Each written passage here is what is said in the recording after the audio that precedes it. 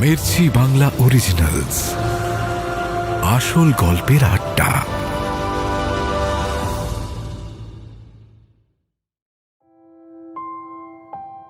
কাপালিকের কথা শুনে কিছুক্ষণ চুপ থাকল রিজু। তারপর সে নিজের মনেই ভাবল, তার যা অবস্থা, এতে এত ভাবার কি আছে? যেমন ভাবনা তেমন কাজ। আরও একবার প্রণাম করেই রিজু বলে উঠল, হ্যাঁ বাবা, পারবো। আপনি যা বলবেন আমি তাই করব। শুনে কাপালিক একটু হাসল প্রথমে, নিজের মুখটা রিজুর কাছে নিয়ে গিয়ে বলল, তাহলে শোন। রিজু চোখ বড় বড় করে নিজের কান এগিয়ে দিল কাপালিকের দিকে। কাপালিক বলল, যে দেবীর পূজা আমি তোকে করতে বলছি সে খুব শক্তিশালী একজন দেবী, কিন্তু ওনাকে নিজের ভক্তি দিয়ে তুষ্ট করাটা ততটাই কঠিন একটা কাজ। দেবীর নাম কালকুর্ণী। কথাটা বলে কাপালিক নিজের ছিলিমে একটা টান দিলেন। রিজু ঘোর আগ্রহের সাথে তাকিয়ে থাকে কাপালিকের দিকে। ধোঁয়া ছেড়ে কাপালিক আবার বলে ওঠে, প্রত্যেক অমাবস্যায় মাঝরাতে নদীর ধারে গিয়ে তোকে দেবীর পূজা করতে হবে। রিজু বলে ওঠে, হ্যাঁ বাবা, কিন্তু আমি তো নিয়ম টিয়ম কিছুই জানি নাই এই পূজার, আমি কি করে করব? শুনে কাপালিক বলে, ওসব আমি শিখিয়ে দেব। তারপর কাপালিক রিজুকে পুজোর আচার নিয়ম মন্ত্র সবটাই শিখিয়ে দেয়। রিজুও মন দিয়ে সব খুঁটিনাটি শিখে নেয় কাপালিকের কাছ থেকে। শেষবারের মতো মাথা ঠুকে প্রণাম করে রিজু বাড়ির পথে রওনা দেয়। মুখে আত্মবিশ্বাসের ভাব স্পষ্ট। বাড়ি পৌঁছতেই লক্ষ্মী এগিয়ে যায় রিজুর দিকে। রিজুর মুখে হাসি দেখে লক্ষ্মীও হেসে জিজ্ঞেস করে, কি হয়েছে গো? ও কি বলল ও সাধু? হ্যাঁ। রিজু লক্ষ্মীর কাঁধে হাত রেখে বলে, সে অনেক কিছু বলল গো, সব বলতে বারণ করেছে সাধু, না হলে যে কাজটা করছি সেটা সফল হবে ক্লাই। এটা শুনে লক্ষ্মীর একটু চিন্তা হলো প্রথমে, কিন্তু রিজুকে এতটা খুশি দেখে সে আর কিছু বলল না। রিজুর সাথেই ঘরে চলে গেল তাকে খেতে দিতে। দুদিন পরেই অমাবস্যা। রিজু সেই কাপালিকের কথা মতো মাঝরাতে উঠে পড়ল। লক্ষ্মী আর ছেলে জবা তখন অঘোরে ঘুমোচ্ছে। পা টিপে টিপে রিজু বেরিয়ে গেল বাড়ির বাইরে। গা ধুয়ে সে চলে গেল নদীর ধারে।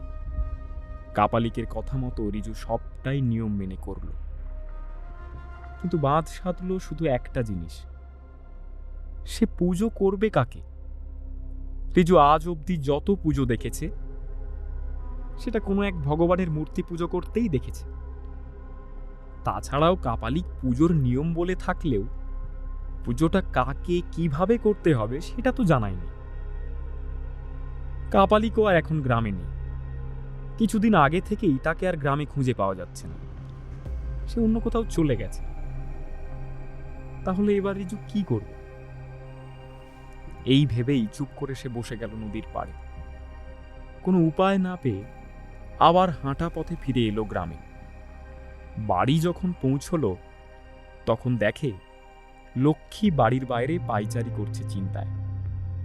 রিজুকে দেখতে পেয়েই লক্ষ্মী জিজ্ঞেস করে, এত রাতে কোথায় গেছিলি রে? রিজু বেশ ঝাঁঝিয়ে উত্তর দেয়, ছিল কিছু কাজ, তোকে সব জানতে হবে লাই। হ্যাঁ, যা তুই ঘরে যে শুয়ে পড় যা। কথাগুলো বেশ গায়ে লাগে লক্ষ্মীর, কিন্তু রিজুর এরকম রাগমূর্তি দেখে লক্ষ্মী আর কিছু বলে না। বাড়ির ভেতরে গিয়ে শুয়ে পড়ে।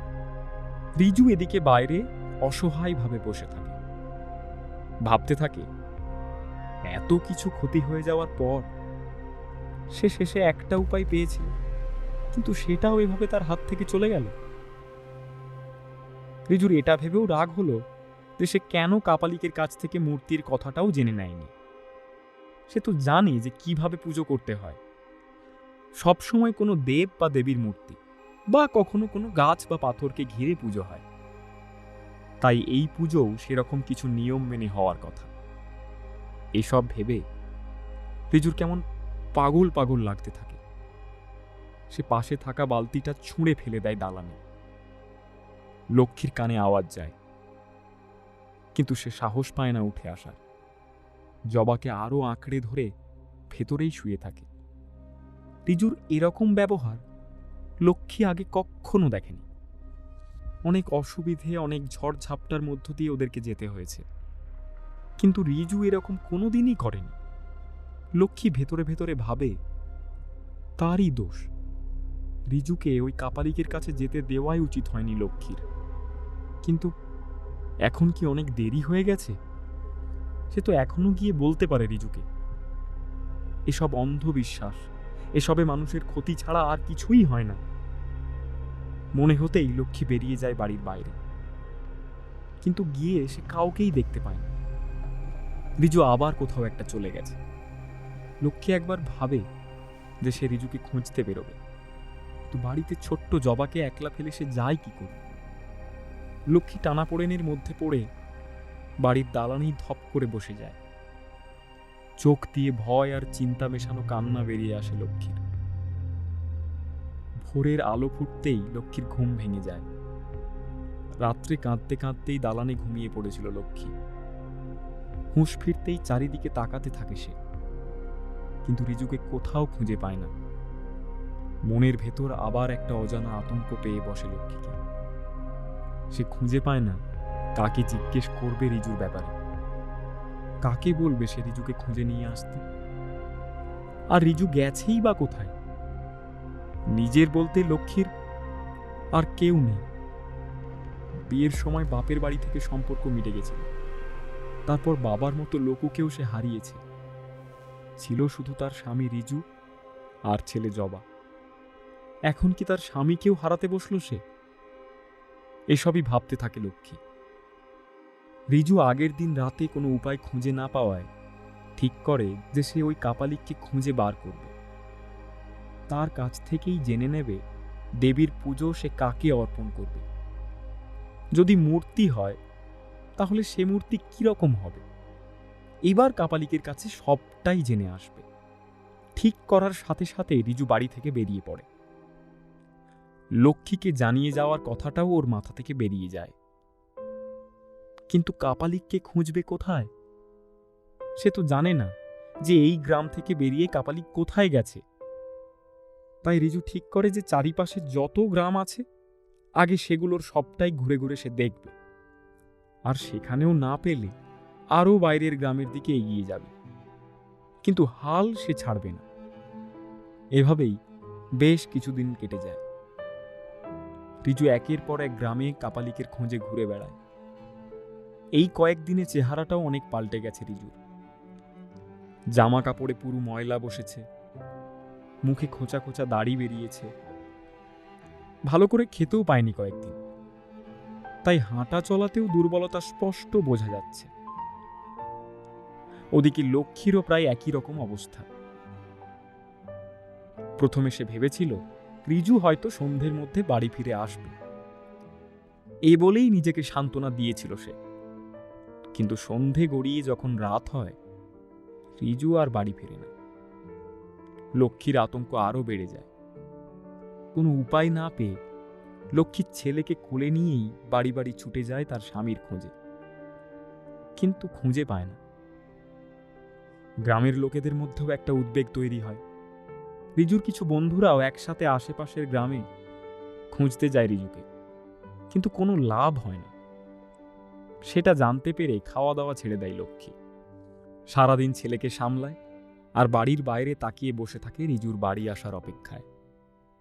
ওদিকে রিজু অনেক খোঁজাখুঁজি সত্ত্বেও সেই কাপালিককে খুঁজে পায় না। প্রথমের দিকের মনের জোর এখন আর ওর নেই। বেশ কিছুবার রিজুর মনে হয় এসব ছেড়ে বাড়ি ফিরে যাওয়ার কথা, নিজের বউ নিজের ছেলের কাছে। কিন্তু বাধা দেয় একটাই কথা, সে যা কিছু করছে সবটাই তো তাদের জন্যই। শরীর আস্তে আস্তে ভেঙে পড়তে থাকে রিজুর। এরকমই একদিন আর হাঁটতে না পেরে একটা জঙ্গলের গাছের নিচে বসে পড়ে রিজু। খিদে পিপাসায় চোখে সব আবছা দেখছে সে। রিজুর মনে হতে থাকে, তার কি এভাবেই মৃত্যু হবে? নিজের বউ ছেলেকে শেষবারের মতো দেখতে পাবে না সে? রিজুর প্রায় অজ্ঞান হয়ে যাওয়ার জোগাড়। চারিদিকে সব আবছা দেখাচ্ছে ওর। ঠিক সেই মুহূর্তেই পাশে একজন এসে জল এগিয়ে দিল রিজুর দিকে। কোনোভাবে সেটা হাতড়ে এক ঢোকে পুরো জলটা শেষ করে ফেলল রিজু। শরীরটা একটু সুস্থ মনে হলো ওর। চোখের আবছা ভাবটাও কাটল। তার সাথে সাথেই রিজু মুখ ঘুরিয়ে দেখতে পেল সেই কাপালিককে। পাশে দাঁড়িয়ে রিজুর দিকে তাকিয়ে সে হাসছে। রিজু তাড়াহুড়ো করে হাঁটু গেড়ে প্রণাম করলো কাপালিককে। তারপর কাঁদো কাঁদো গলায় বলল, সাধু বাবা, আমাকে তুই বাঁচা। তোকে কত গ্রামে গ্রামে খুঁজে বেড়াইছি আমি। তুই কালকুর্ণী দেবী পূজার বিধি বলে দিয়েছিলি, কিন্তু কথাটা শেষ হওয়ার আগেই কাপালিক হাত তুলে ইশারা করে বোঝায় রিজুকে চুপ করতে। রিজু সেটা দেখে চুপ করে যায়। কিছুক্ষণ চারিদিকে তাকানোর পর কাপালিক বলল, কালকুর্ণীর মূর্তি কিরকম হয় তা তুই জানিস না, এই তো? রিজু দ্রুত মাথা নেড়ে বলল, হ বাবা, ইটয় বাবা, ইটয়। হ। কাপালিক এবার জোর গলায় হেসে উঠল।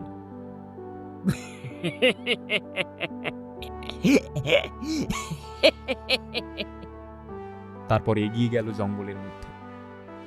রিজুকে হাত দেখিয়ে ডেকে তার পিছু নিতে ইশারা করল।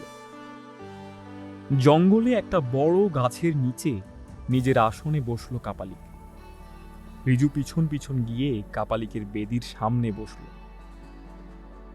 কিছুক্ষণ চোখ বন্ধ করে কিছু ভাবল কাপালিক। তারপর রিজুর দিকে তাকিয়ে হেসে বলল, কিন্তু কালকুর্ণীকে কেমন দেখতে হয় সেটা তো আমিও জানি না। রিজু প্রায় তার পুরো শরীরটা ছেড়ে দিল সেখানেই।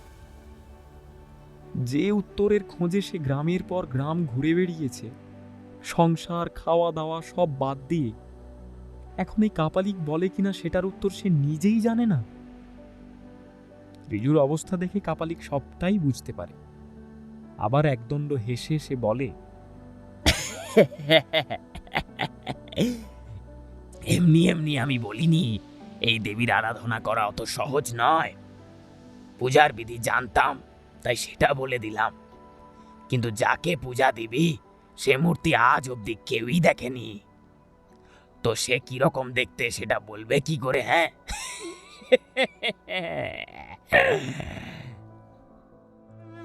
রিজু নিজের সব আশা ভরসা হারালো এই কথাগুলো শুনে। নীরস ভাবে বলল, তাহলে সাধু বাবা, এই কি আমার কপাল? যে সুখের দিন আশা করে এসেছিলাম তোর কাছে, সেটা কি কোনোদিনই পাবো না?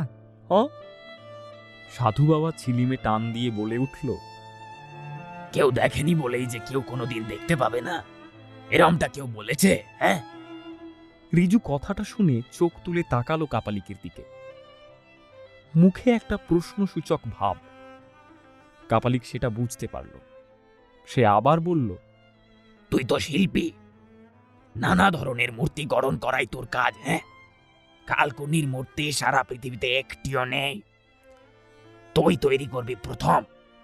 নিজের ভাবনাকে কাজে লাগা, সে ভাবনাতেই দেখবি দেবী দর্শন দেবেন, আর সেই ভাবনা দিয়েই তৈরি হবে দেবী কালকুর্ণীর মূর্তি। কথাটা বলে কাপালিক দুহাত জোড় করে নিজের কপালে ঠেকালেন। রিজুর যদিও এই উত্তর খুব একটা পছন্দ হলো না, কিন্তু কাপালিকের কথায় রিজুর পুরো বিশ্বাস ছিল। রিজু নিশ্চিত ছিল যে কাপালিকের কথা অনুযায়ী সে দেবীর দর্শন ঠিকই পাবে। কিন্তু রিজুর সব সন্দেহ এবার এসে পড়ল নিজের ওপরে। সে কি পারবে দেবীর মূর্তি তৈরি করতে? মাটির কলসি, কাপ, আরও বিভিন্ন জিনিস সে বানাতে জানে, কিন্তু মানুষের মুখ ফুটিয়ে তোলার নিপুণতাটা কোনোদিনই তার হাতে ধরা দেয়নি। মনমরা হয়ে রিজু বাড়ির পথ ধরল। ফেরার পথে রিজুর মনে হলো কতদিন হয়ে গেল সে লক্ষ্মী আর জবাকে দেখেনি। এতদিন পর ওরা রিজুকে দেখে কি করবে, কি প্রতিক্রিয়া হবে ওদের। এসব ভেবেই রিজু নিজের মনের বিষাদ দূর করার চেষ্টা করল। বাড়ির কাছে পৌঁছেই রিজুর মনটা আবার একই বিষাদে ভরে গেল। বাড়িটা খাঁ খাঁ করছে, যেন কি দারুণ দুর্ঘটনা ঘটে গেছে এই বাড়িতে। রিজু দৌড়ে গেল বাড়ির ভেতরে। বাড়িতে ঢুকে দেখল ঘরের এক কোণে লক্ষ্মী বসে আছে জবাকে নিয়ে। লক্ষ্মীও একই মুহূর্তে রিজুর দিকে তাকালো, কিন্তু তার মুখে কোনো ভাবই ধরা পড়ল না। শুধু তাকিয়ে থাকলো রিজুর মুখের দিকে। রিজুও খুঁজে পেল না যে সে কি বলবে। ছলছলে চোখ নিয়ে সে এগিয়ে গেল লক্ষ্মী আর জবার দিকে। গলায় কথা আটকাচ্ছিল রিজু। কোনো রকমে সে বলে উঠল, আমাকে ক্ষমা করে দে রে লক্ষ্মী, ঠিক কাজ করি নাই আমি জানি। আমি তোর আর রিজুর জন্য। কথা শেষ হওয়ার আগেই লক্ষ্মী উঠে দাঁড়ালো, চোখে আগুন জ্বলছে ওর। রিজুর দিকে এগিয়ে গিয়ে লক্ষ্মী হাত মুঠি করে রিজুর বুকে সজোরে আঘাত করতে শুরু করলো। রিজু ঘুরিয়ে একটাও কথা বলল না। সে জানত কি ভুল কাজটাই না সে করেছে। লক্ষ্মী বেশ কিছুক্ষণ রিজুর বুকে মারতে থাকে, আর একই সাথে কাঁদতেও থাকে। কিছুক্ষণ পর লক্ষ্মী সরে যায়। রিজু এগিয়ে যায় লক্ষ্মীর দিকে, কিন্তু লক্ষ্মী তাকে হাত দেখিয়ে থামিয়ে দেয়। সে আবার জবাকে কোলে নিয়ে আগের মতোই বসে থাকে। অন্যদিকে রিজু খুঁজে পায় না সে কি করবে। বাড়ির বাইরের দালানে গিয়ে সে বসে পড়ে, ভাবতে থাকে কিভাবে সে লক্ষ্মীর রাগ ভাঙাবে আর কিভাবেই সে মূর্তি তৈরি করবে। এই অবস্থায় বেশ কিছুদিন কাটে। লক্ষ্মী পুরোপুরি কথা বলা বন্ধ করে দিয়েছে রিজুর সাথে। তাকে দেখলেই লক্ষ্মী মুখ ঘুরিয়ে চলে যায় বা চুপচাপ দাঁড়িয়ে থাকে মাথা নামিয়ে। রিজু প্রথম কয়েকবার চেষ্টা করেছিল কথা বলার, কিন্তু অপর দিক থেকে কোনো উত্তর না পাওয়ায় এখন রিজুও জানে না যে সে আর কি বলবে। অন্যদিকে রিজুর মাথায় সারাক্ষণ চলতে থাকলো দেবী কালকুর্নির কথা। তার মুখের আদল অনেকভাবে ভাবার চেষ্টা করল রিজু, কিন্তু কিছুতেই কোনো ফল হলো না। বেশিক্ষণ সেটা নিয়ে ভাবলে মাথাটা কিরকম অস্থির হয়ে ওঠে রিজুর। ওর মনে হয় ভাবা বন্ধ না করলে মাথাটা এক্ষুনি ফেটে যাবে। কিছুক্ষণের রেহাই, তারপর আবার সেই একই চিন্তা গ্রাস করত ওকে। হঠাৎ একদিন রাত্রে দেবীর কথা ভাবতে ভাবতেই রিজুর চোখে ঘুম নেমে আসে, আর সে স্বপ্ন দেখতে শুরু করে। রিজু স্বপ্নে দেখে চারিদিক কুয়াশায় ভর্তি। তার মধ্যেই কোনোভাবে এক পা করে সে এগিয়ে যাচ্ছে। গন্তব্য তার নিজেরও জানা নেই। চারিদিক কেমন যেন অস্বাভাবিকভাবে শান্ত। ঠিক তখনই ভিজে মাটিতে পা পড়ার আওয়াজ পায় রিজু।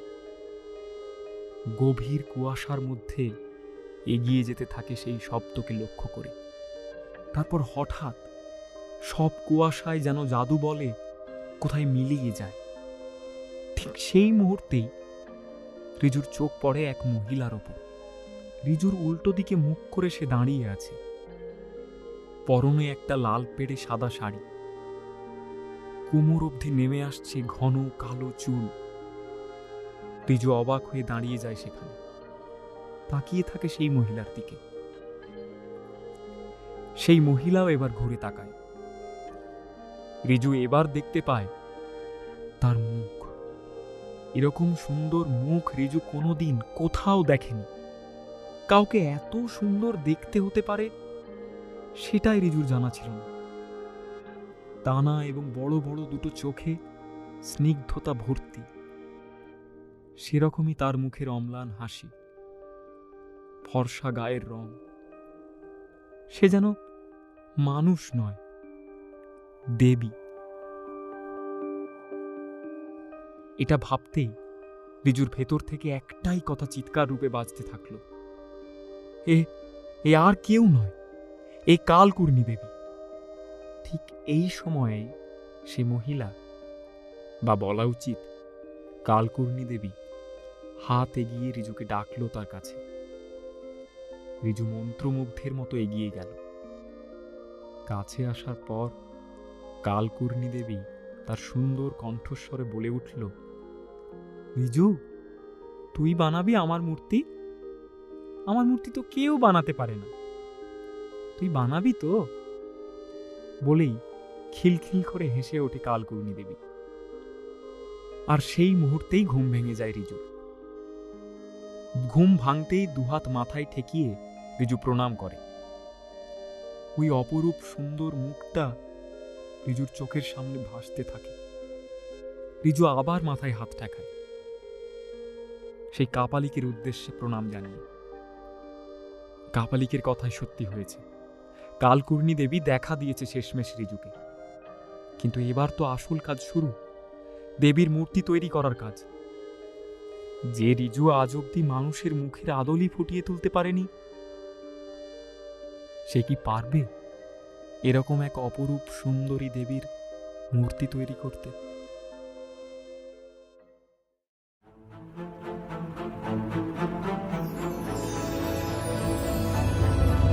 মির্চি বাংলা অরিজিনালস, আসল গল্পের আড্ডা।